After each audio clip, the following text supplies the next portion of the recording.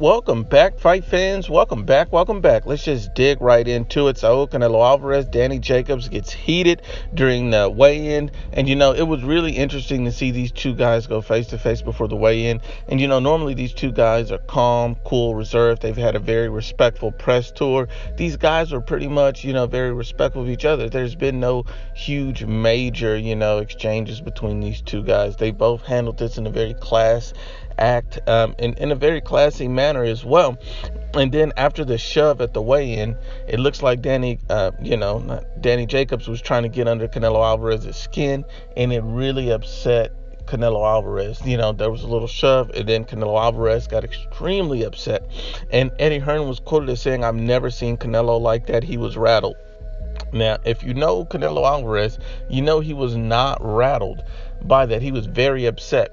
And the last time that we seen Canelo Alvarez somewhat upset like that was in the Triple G weigh-in, the second one, where he was pretty upset again. And my thing is that after that, Canelo Alvarez went toe-to-toe with Triple G and just stunned the world. The fact that he would sit in the pocket with Triple G in exchange, blow for blow, even backed up Triple G multiple times in that fight.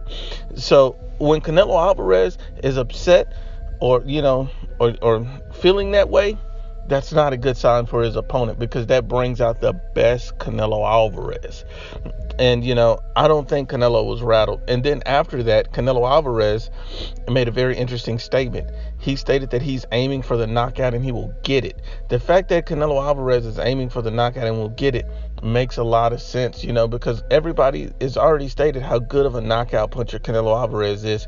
How, as far as going to the body, he's a great body puncher, and Danny Jacobs' torso is going to be open for a lot of body shots. If Canelo Alvarez can get on the inside and work efficiently, he will break Danny Jacobs down and stop him in the late rounds.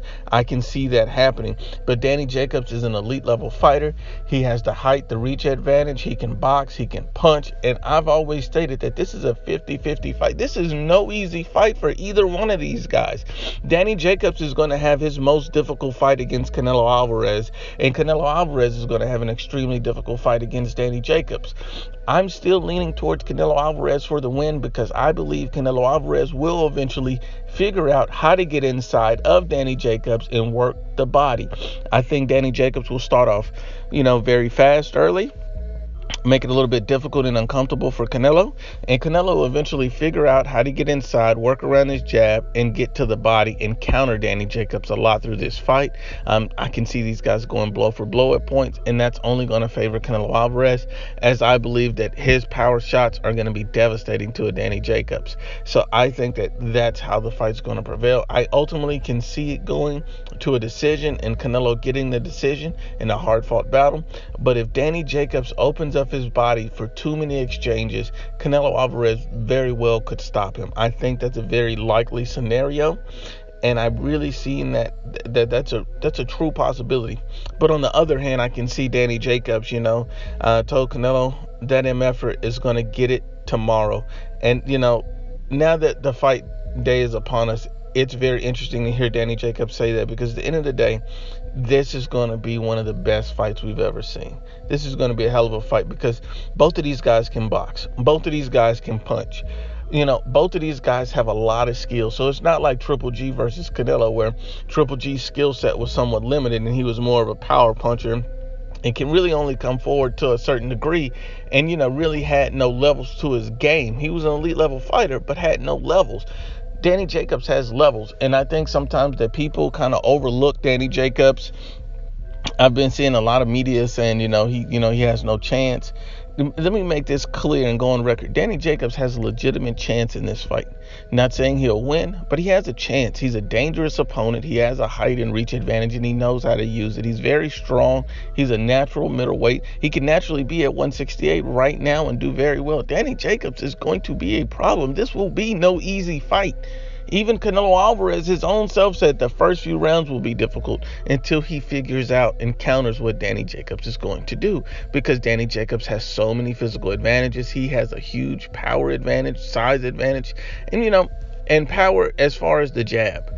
Canelo Alvarez power shots with the counters and body work is going to be the major problem for Danny Jacobs. So this is a very, very close fight. Don't believe the hype. This is a very good fight, and this is one of the best fights, and maybe the fight of the year once it's all said and done. I can see it going to a decision because Danny Jacobs got a lot of heart.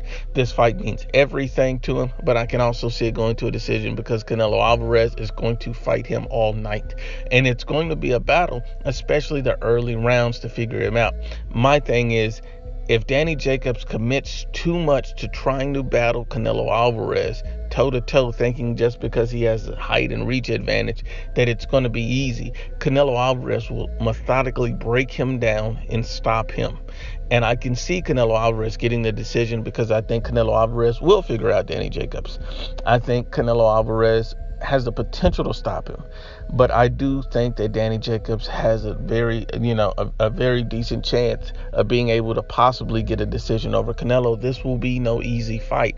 I see this as being a very competitive fight. Now, if Canelo Alvarez goes out there and steamrolls Danny Jacobs, that's a credit to Canelo Alvarez because that shows how great he truly is, how much he's truly improved. But I just don't see how this is a one-sided easy fight. This is no easy fight. These are the top level opponents, and this is the top level of boxing. Danny Jacobs is very, very talented. And I've been seeing a lot of people say things like Danny Jacobs has no chance. He has no chin. Danny Jacobs will come to fight. Danny Jacobs will be a problem. This will be a problem. This will not be an easy fight. Even Canelo Alvarez has stated that. Bernard Hopkins has stated that. Oscar De La Hoya has stated that. It's not me, it's the experts too. We all see that this is going to be a difficult fight, but nonetheless, we all pick Saul Canelo Alvarez to get the victory because we believe that he's going to be able to make the adjustments necessary to get the win. And if it comes down to it, if these guys battle too much in the pocket, if these guys go blow for blow, that's only going to favor Canelo Alvarez to potentially stop Danny Jacobs. But at the same time, do not forget this is a 50-50 fight. I'm edging Canelo Alvarez 51-49 at this moment, but by all means, there could possibly be a rematch if this thing gets too close. Once again, Unbiased as always, it's the IBFP. Please share, like, and you must absolutely subscribe.